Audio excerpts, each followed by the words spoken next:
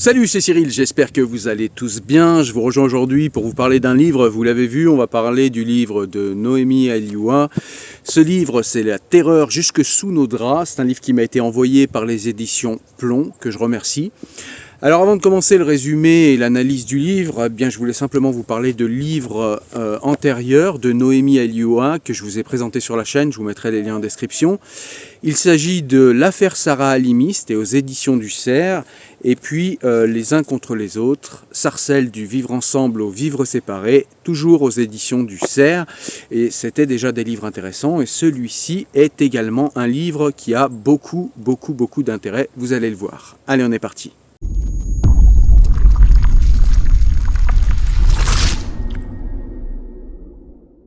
Alors La terreur jusque sous nos draps est un essai, je l'ai dit, de Noémie Alioua, qui est journaliste et essayiste et qui critique le néo-féminisme et sa volonté de contrôler la sphère de l'intime. Que l'on ne s'y trompe pas, le présent essai ne se donne pas pour mission, uniquement, de mettre en lumière la furie des femmes savantes. Il est d'abord question de défendre l'amour avec ses failles, ses contradictions, ses asymétries, ses injustices et ses imperfections. De le réhabiliter dans sa dimension antique, mythique, cosmique, dionysiaque et apollinienne, comme dirait Nietzsche, soit comme recherche d'harmonie et expérience des limites. Il s'agira de faire l'éloge des singularités, des couples marginaux, atypiques, pour montrer combien l'amour est toujours une exception. De se placer du côté des romanciers et des poètes, hommes et femmes, qui jugent que l'amour ne peut être appréhendé comme un phénomène collectif par sa seule dimension politique ou comme un strict objet sociologique à partir d'une grille de lecture de la domination sexuelle. Nous montrerons combien l'amour n'advient pas entre groupes sexuels, mais entre individus, entre des êtres singuliers aux psychologies complexes, et qu'il implique toujours une part d'injustice, d'irrationnel et même de folie. Car oui, l'amour est un risque, un danger, un merveilleux danger.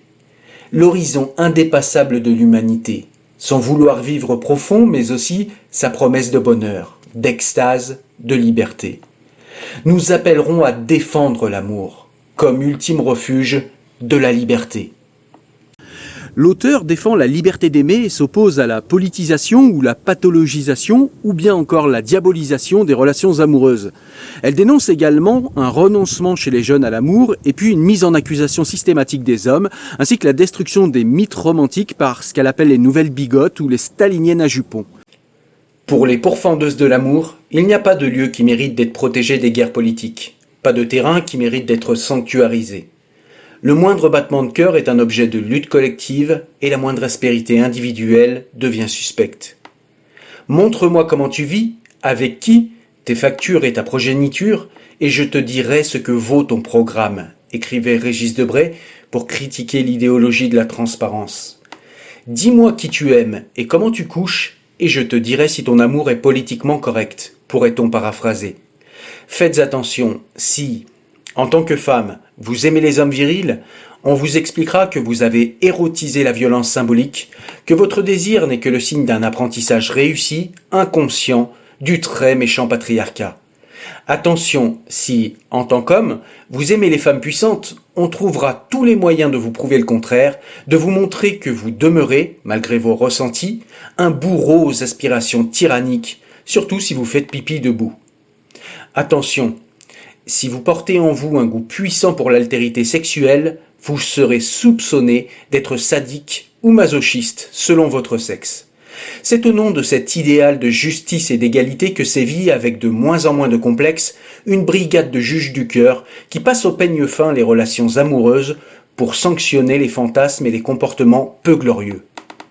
Elle propose, elle, un féminisme plutôt progressiste et réconciliateur qui respecte la diversité des aspirations des hommes et des femmes lors des relations amoureuses.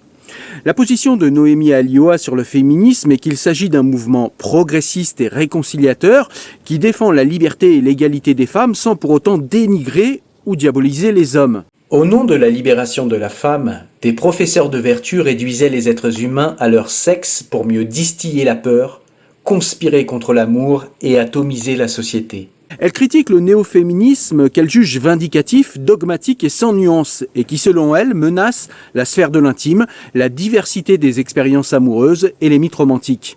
Elle plaide pour un féminisme qui respecte le droit au privé, la différence des sexes et le désir de chacun. Certains et certaines envisagent les relations humaines comme des enfants gâtés. Ils veulent jouir des plaisirs qu'elles procurent, mais pas assumer les risques associés. Selon l'auteur, l'emprise est un phénomène complexe et ambivalent qui peut être à la fois source de bonheur et de souffrance, de liberté et de dépendance, de créativité et de destruction.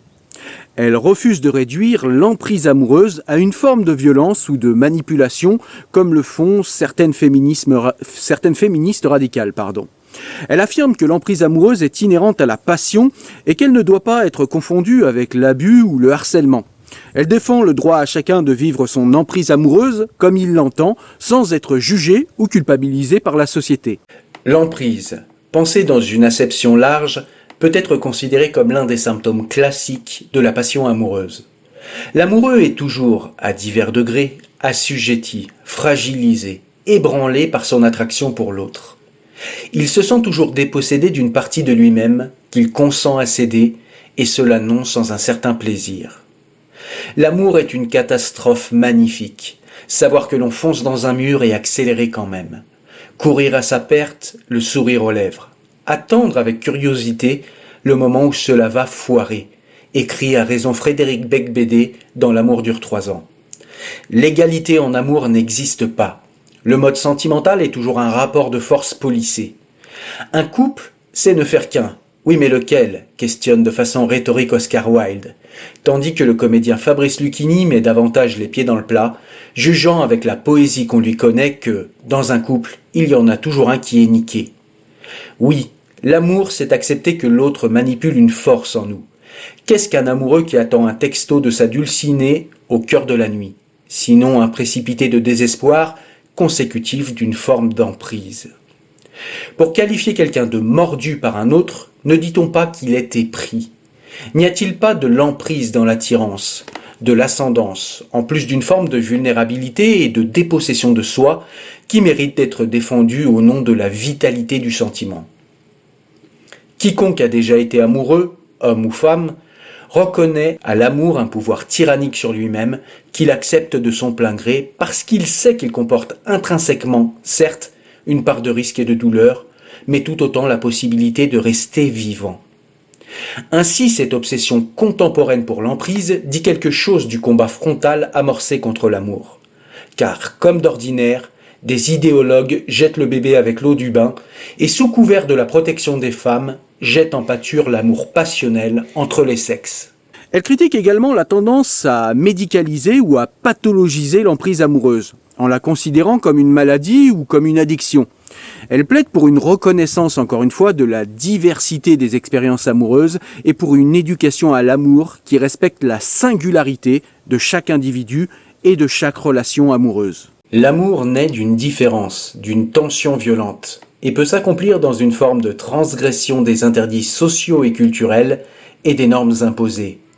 Il naît d'une inégalité qui n'est pas sexuée, où celui qui aime le plus est toujours à la merci de celui qui aime le moins, mais où les rôles ne sont pas cantonnés au sexe et peuvent changer au cours de la relation.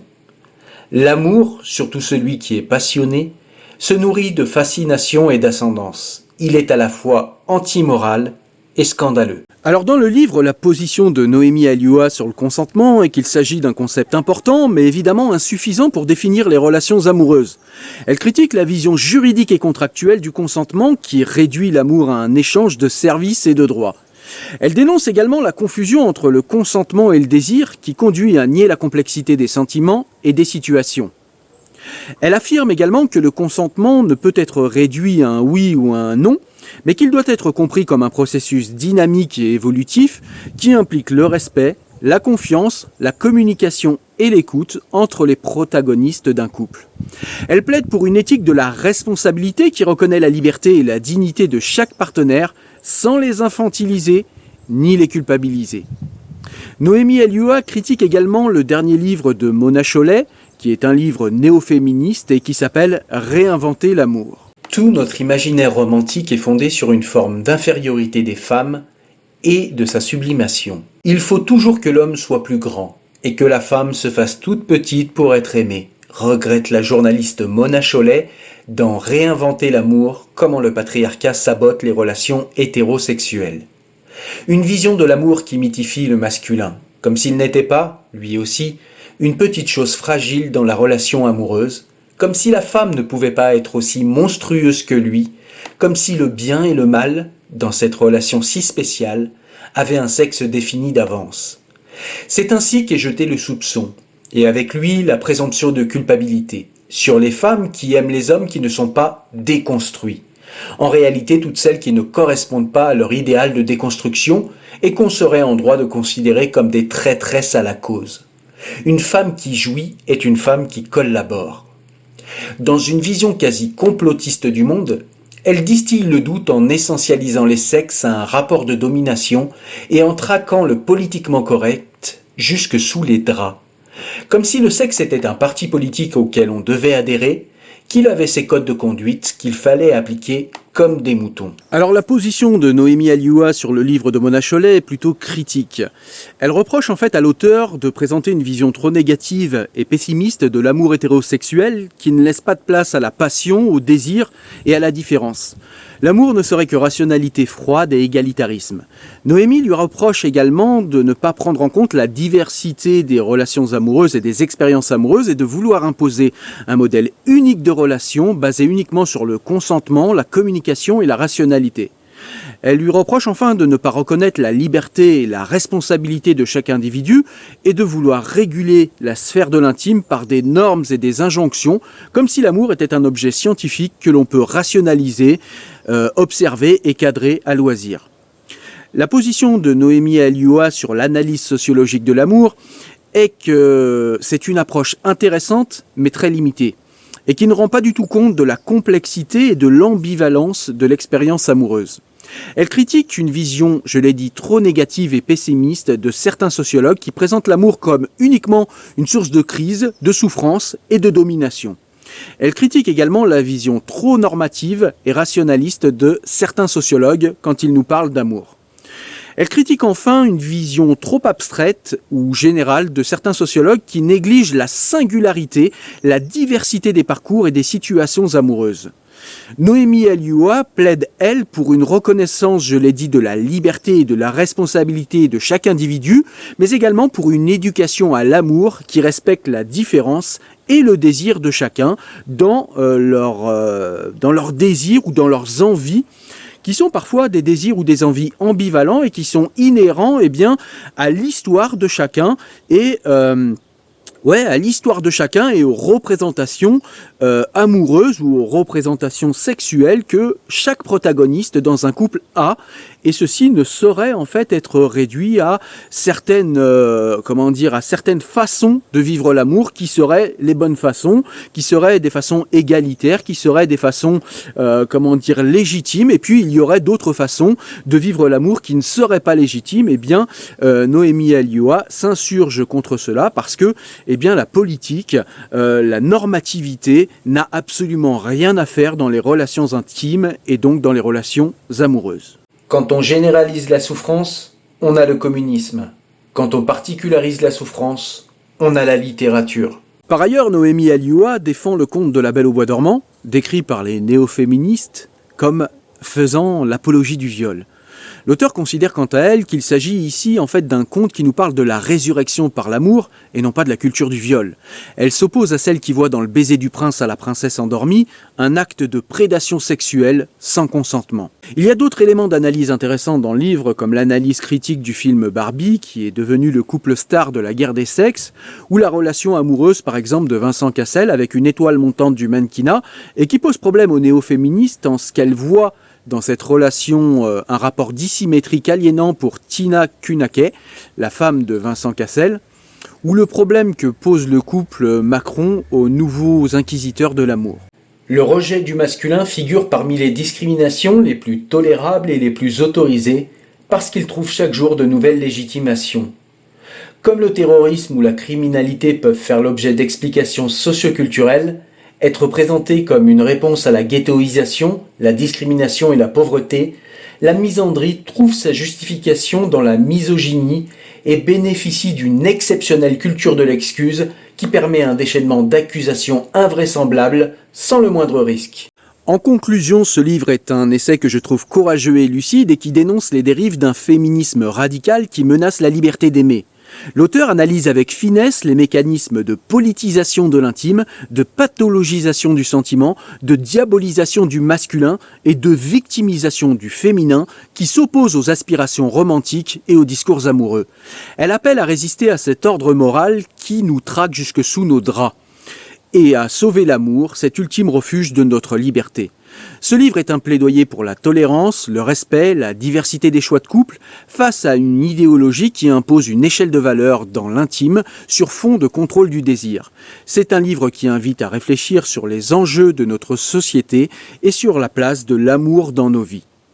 C'est un livre que j'ai beaucoup aimé, qu'évidemment je te recommande. C'est un livre, je le répète, qui est aux éditions Plomb, qui a été écrit par Noémie Alioua et qui est un livre véritablement d'actualité, un livre même de société, un livre critique indispensable qu'il faut impérativement lire.